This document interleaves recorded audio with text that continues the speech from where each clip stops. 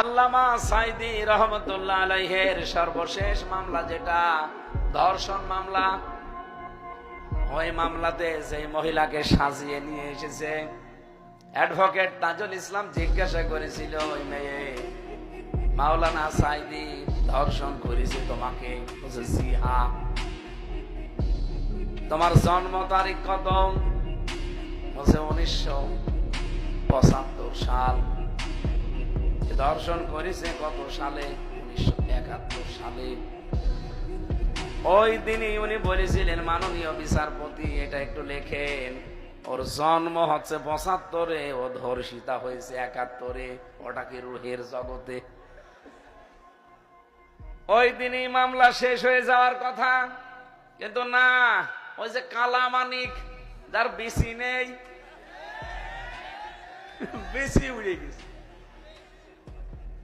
ওর জীবনে আর কোনদিন সংসার করার কায়দা নেই। বিসি না থাকলে সংসার হবে? আল্লাহ জিনিসপত্র উড়িয়ে দিয়েছে।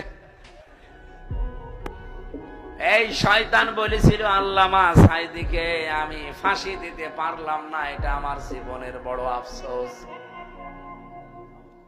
এখন নিয়ে ঠেলা।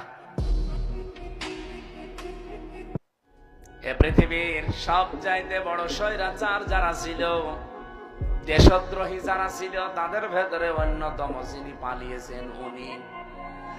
আপনি যদি বিশ্বাস নাও করেন, আমি বিশ্বাস করি, কারণ আমি নিজে ভিকটিম।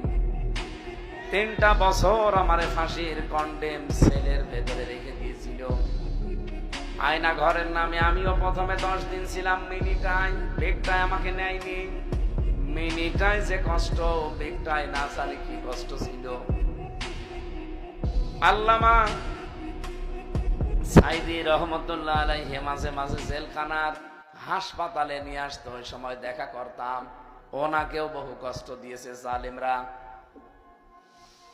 মুফতি ফখরুল ইসলাম ভাই, নোয়াখালীতে বাড়ি, কওমি মাদ্রাসার একজন মহাতামিম, আমার রুমেই দিয়েছিল ওনারে।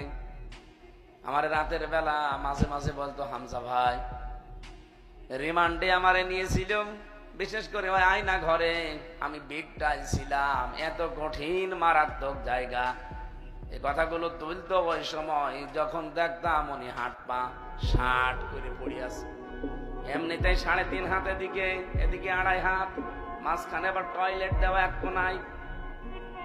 এইরকম ঘরে যদি উনি শুয়ে থাকে, তা আমি বসবো কোথায়?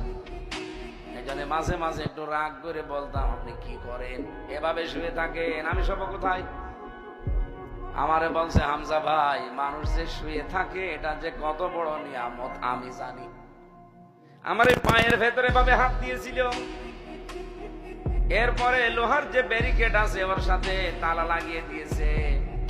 24 ঘন্টা এভাবে বসে আছি। মাত্র সারাদিন সারা রাতে 1-2 বার টয়লেট করার সময় দিত, 1.5 থেকে 2 মিনিট।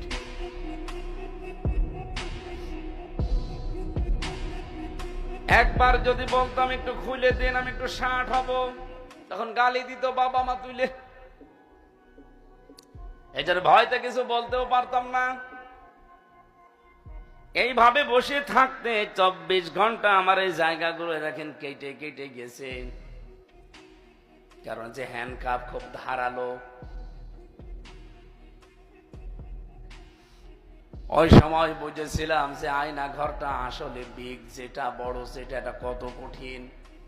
আমি ছোটটাই ছিলাম, তাই আমি অর্ধেক হয়ে গেছি মাত্র 10 দিনে। আর যারা ওখানে বছরের পর বছর পড়ে আছে, আমার আমান আসমি ভাই, ব্যারিস্টার আরমান ভাই 8 বছর 10 বছর কি করে কাটিয়েছে।